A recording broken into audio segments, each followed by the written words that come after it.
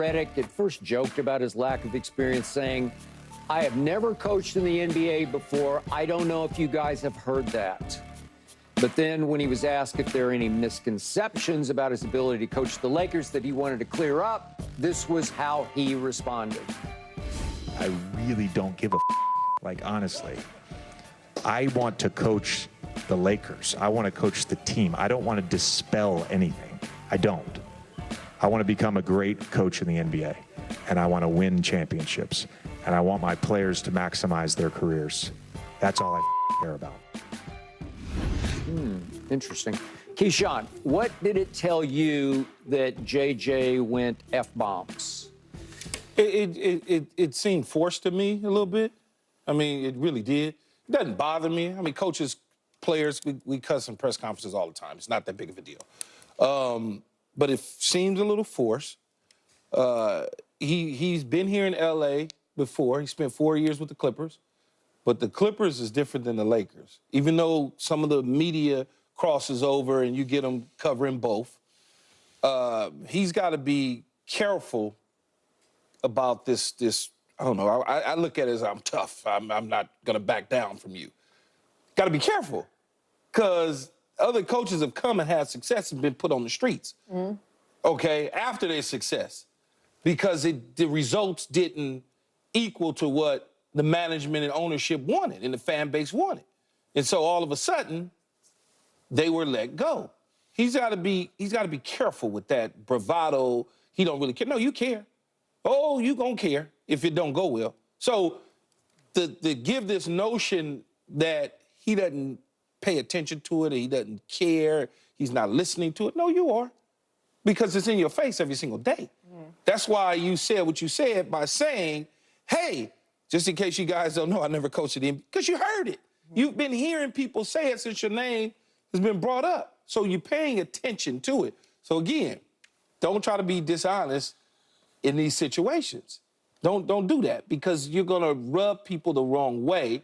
And if you get off to a bad start, now everybody's hands are going in the air and it just becomes a really bad situation for him. And he'll learn that even though we all say, well, he's worked in the media, he's very smart, he went to Duke. This is a different situation. You're not a player.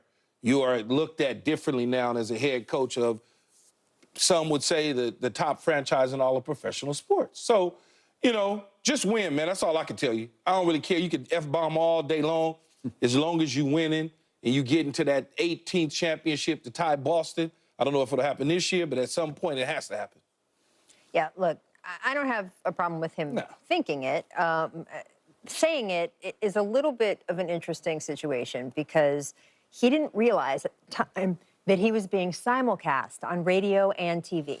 Oh, that's something different. It wasn't until the radio guys told him when he came on after the press conference, oh, by the way, did you know that we're simulcasting this? And he was like, oh, I'm sorry. Yeah. It means nothing. Is the radio station going to get hit by the FCC? No, they are not. Does it matter that young, impressionable children may have been listening? I have kids. They've heard it before. I was literally about to say. So I'm not worried about any of the reality. The only thing that caught my ear about that was it's a teeny, tiny, insignificant, but tip of the iceberg example of what he doesn't know yet.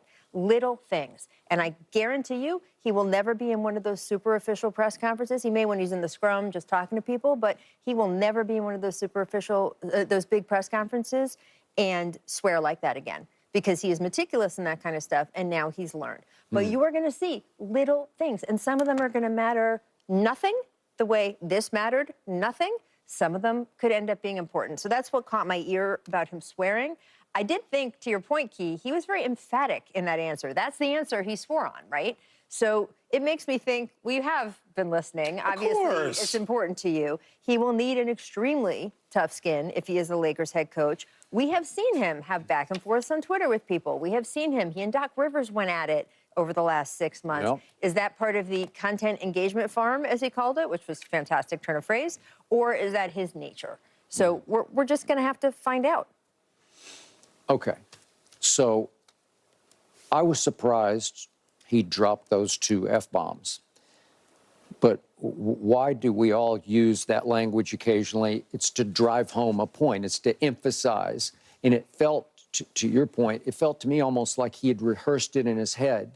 I want to make these people understand I don't give a you-know-what about what you think of me right now. I'm going to show all of you I can do this. That's how it came across to me. And it's almost like he had rehearsed it in front of the mirror, like, you know, boom. And that's fine because it got all of our attention. And that word especially, of all the words, that's the one that goes a little over the edge for me. And I'm no prude, and I'm capable of. Too, yeah, right? he said it. He went back to back in the same salvo, the same answer. But I'm capable of using all those words. But there's a time and a place, and this is just me. You can call me prudish or whatever, or stick in the mud or whatever you want to call me. That language is unbecoming of the head coach of the Los Angeles Lakers in an intro press conference. It's just a little surprising, and I'm not condemning him for it because I think he needed it to serve his purpose at that point, and he understands the audience because he's been what's So let me ask you this, content Yeah, engagement, engagement farm, yeah. engagement So, farm, so if I was hired as the head coach of the Lakers, Skip, and I got up there and I said, I don't give a what you think about me, what would you say? You? Yeah. If I knew you? Yeah, like you know me. So Okay, if I'd say that's real raw Keyshawn. Okay. I'd say And that's, you would- that's and- but you would but I say- know you off camera. But just in general, as a player, you followed me, covered me the whole deal. You would say to yourself, "Oh, okay, well that's you're in character, You man. swore in your like, autobiography title. yeah." So it's just Yeah, bingo. But you would look at that as authentic, not it a would problem. be very authentic. And you wouldn't say he shouldn't do that as a Laker head coach. Yeah. But because it's JJ and that's not his persona, that's not the way he's carried himself, it doesn't feel authentic and real. It feels forced. All right. I could be wrong, but I don't know if Jeannie and Rob would love that. I could be wrong, but just I mean, LeBron's the face of the franchise. And by the way, LeBron will F-bomb occasionally in public. And Was he at the press? He wasn't at the press No, conference. he didn't. No. We'll He's not get, He's not officially going to be a Laker next That is season true. yet. Good point. All right. So it created buzz, which I think he wanted to do because he's been in the content providing, how did the phrase go? Content engagement firm. Engagement farm? Wow. That's Good. way out there. But I mean, he's sold his podcasts and done very well, right? Yes. Okay, so he gets that, and he gets the younger audience, and that's going to snap all of the younger viewers to attention. Oh, he speaks our language. So I appreciate that part of it. I'm just not sure. I was just surprised by it. I didn't know that was in his repertoire. Maybe you know him. I don't know him off camera the way you do. Yeah, I mean, he curses. there's Yeah. there's no other thing that no. curses.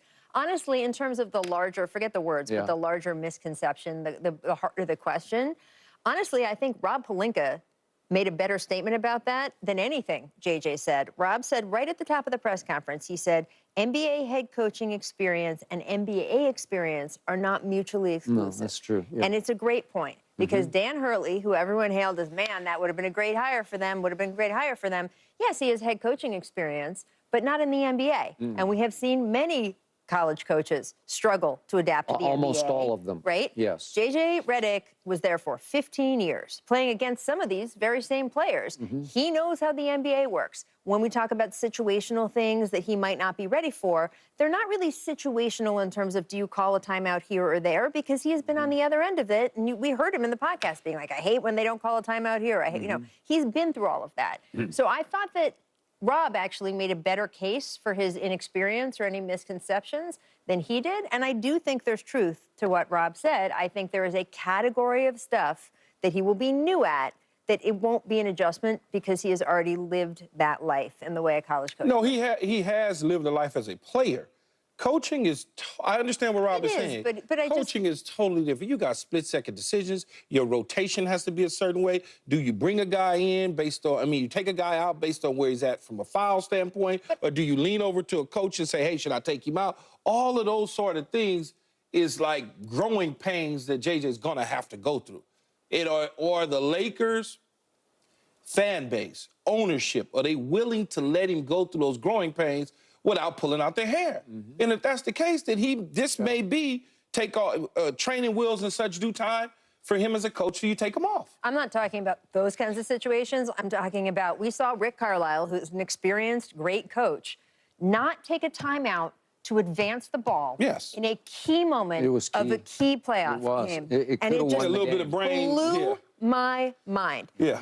I do not see JJ Redick making that mistake because he has been the one throwing the ball in. He understands that kind of stuff from playing the game in a way that a college coach coming into the NBA probably wouldn't. Just having that, you know, memorization of the rule book or those kinds of things.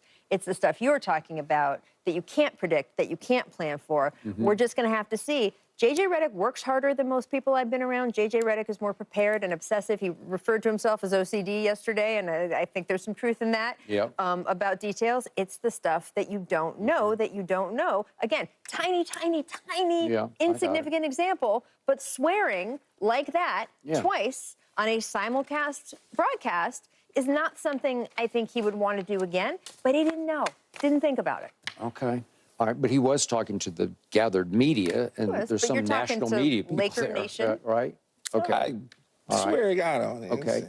I get all the details, and all those will be very important, especially to LeBron James. But Keyshawn, yes. How did Bill Parcells win you over? He did not play pro football, right? So it wasn't like he could say, Keyshawn, I know what you're going through, because no, he really didn't know what you were going through. But he won you over immediately, that he had your back, and he believed in you. Absolutely. And yet he was going to show you how you could be better. Absolutely. 100, and you were going 1000%. to listen. Yeah. And that's the essence of coaching, because the NBA... But he also had 2 Super Bowl winning, by then, Super Bowls, and he had a 3rd Super Bowl appearance that he went to with the Patriots. All right, by then that was true.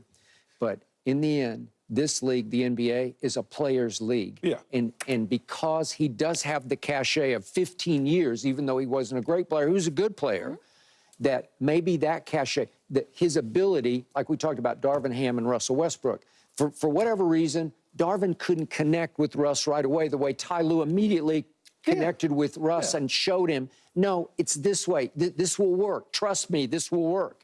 And last year, he got way more out of Russ than I thought he could.